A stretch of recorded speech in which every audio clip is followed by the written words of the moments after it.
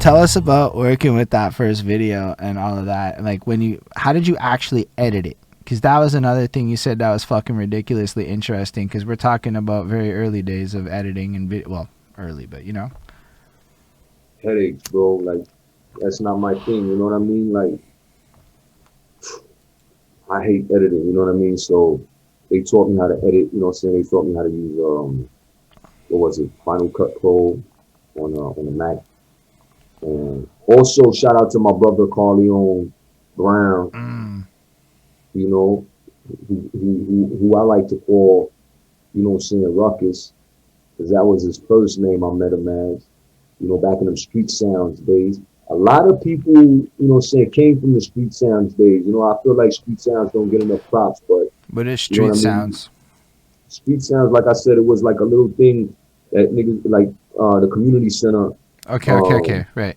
Now I understand. Tuesdays and Thursdays, they would do That, the all right, mic, all right. Street Sounds. Yeah, yeah. Okay, nah. Sorry about that. No, it's making sense. That's all good. It's all good, my bro. But So, that's also interesting too that you said that, right? A lot of people came from that centralized location that actually facts, applied proper content marketing tactics in order to facts. cultivate some shit in an early day by accident. If they didn't come from it, they had like at least everybody passed by there. Everybody came through there. Everybody came through there. All of the greats came through there. In Montreal, all of the greats came through there. Okay. You know what I'm saying?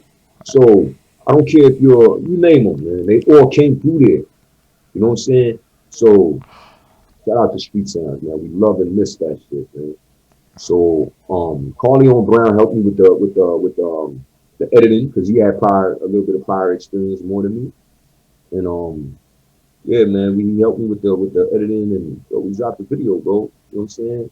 It's one of my favorite videos. You know what I'm saying? You know, we shot a couple of videos with that organization. What's the name called? It's called Video Paradiso. Mm.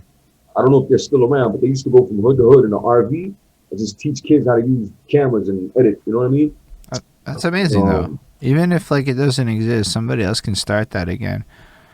Definitely. But it's definitely around. It's still around.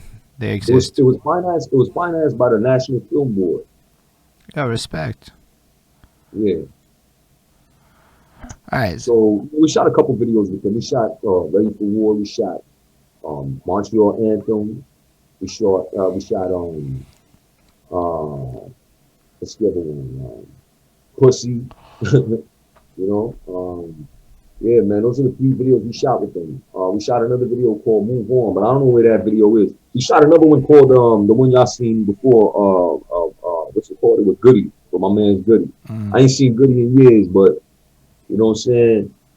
Goody, yeah, that song called By My Side.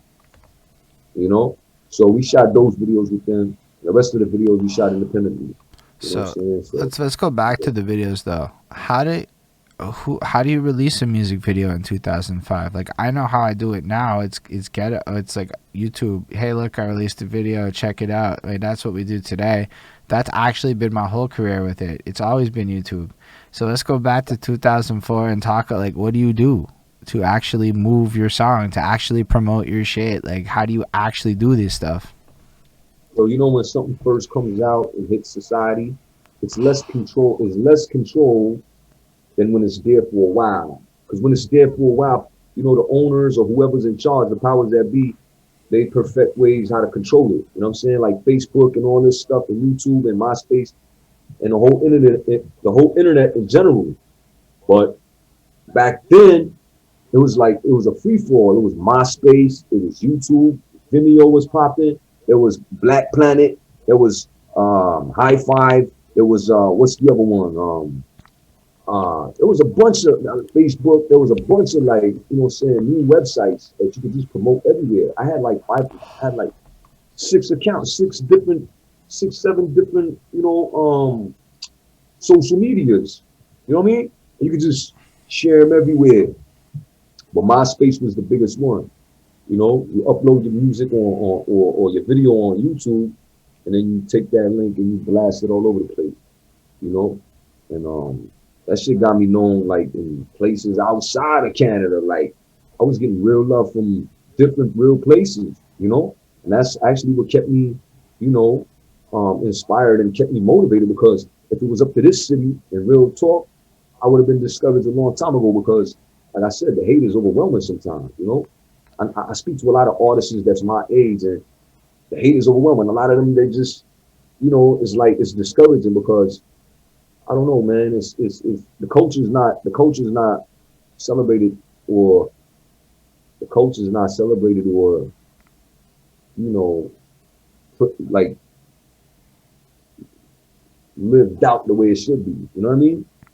Like I feel like people just do this music shit just to be popular and probably get some pussy. And I used to do that too. You know what I'm saying? I was like that too. But at a certain point, we got to prioritize what's more valuable. You know what I mean? Is it just popularity, or is the culture more valuable? This is something we cherish. This is something that raised us. You know, So that's why, to me, I take it more personal. I take it more deeper. You know what I'm saying? Than a lot of people. I definitely think a lot of people don't understand the cohesiveness of culture. I think there's a lot of bad ideas based on bad habits. I don't think there's a lot of trust. I don't know what happened. I wasn't really around back then. There's certainly more to discuss about this era, though, because you were probably performing and other things that we must talk about for sure. But on the idea of culture, I come into the scene in 2012, right? And things are happening. But I mean, I'm unaware of how much things cost, right? I just know things are happening. And I was given a couple of opportunities. I got to perform on some shit. Nobody ever asked me for money. It was dope. I was lit. I got invited back. And that kept happening for a while, and that was cool. Then I found my way through parties, and it was just like I was dope, and I just kept getting invited to shit, and that was fun. And then it just it all of a sudden cost money to perform. That just felt like it kind of happened overnight for me, and I think that changed a lot of the attitudes. But when I dug a little deeper, I realized, and I'm not going to go that deep into it, but certain financing realities behind the scenes changed in a very drastic way that maybe I shouldn't know as much as I know about, but certain things changed in a very drastic way. And nobody's really ever taken up that role again, because there's a lot of losing money to be had when you're trying to build a culture. There's not a lot of money to be gained in any kind of a short term. And anybody that wants to participate in a game like building a scene or a culture probably doesn't know at the start of times that these things take 5-7 years sometimes of loss before you see the dividends. And yeah, the dividends probably bring you to riches greater than your fucking dreams and shit, but how many people are really willing to do that? And then maybe people don't have employment, or they don't know how to, like, because it's expensive, right?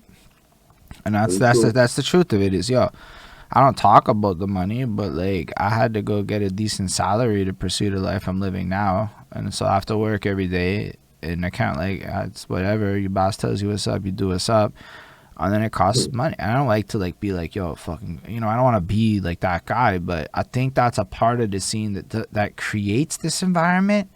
Because like people don't want to admit that it costs like $4,000 to drop an album that you're probably not going to sell a lot of copies of, and unless we all are willing to spend money together taking losses, it's hard to create the ecosystem that actually creates the fan base. Anyway, if you look at the successful things from that like 2008 to 2012 period as an example, there's regularity.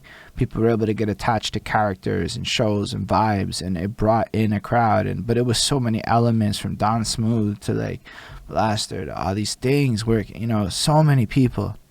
So it's like, yeah, I totally hear what you're saying in a lot of ways, and that's why I said it all like that, because I think it comes down to money, but at a personal level, because people go into this thing thinking they're just gonna pop off and make money like real quick, and then you drop $2,000-$3,000-$4,000 possibly, and you go, what the fuck? That's a car, that's a house, that's a this. My girlfriend, she said to me 4 years ago, I'll let you do whatever you want. You can spend whatever. You have 5 years. I bet everybody in a relationship got a chat like that at some point or another. This is a lot of money. You know what I'm saying? That's the real truth to why things got weird, in my opinion, is because nobody wanted to have honest conversations about money. That's 100% accurate, bro. I wasn't even there, my guy. I'm just guessing a little bit.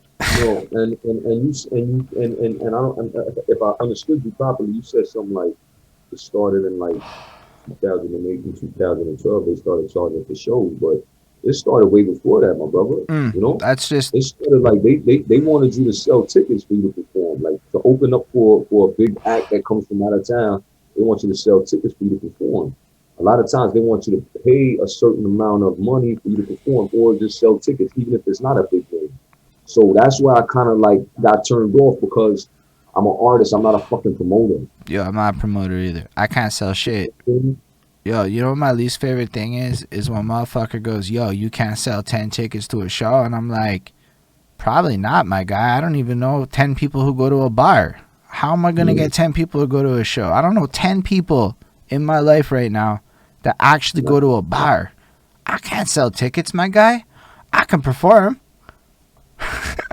That's what you're supposed to do, you know. But it's backwards over here, and I feel like my personal theory, and you can call it a conspiracy theory or whatever, but my personal experience leads me to believe that it's powers that be that are, in position to block certain and a lot of things, and control certain things the way they want it because, for every major city in the world to have hip hop, as a culture. And and I probably wouldn't have noticed this if I didn't travel to the couple few places that I did travel to.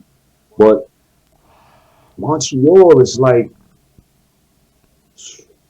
they really don't want us to have a culture. Like, I don't think. it's really crazy, man. I, It's like they don't want hip hop to breathe and evolve, and they don't want it to improve and evolve. And I don't know, man. I don't know. I think that again goes back to money. So one of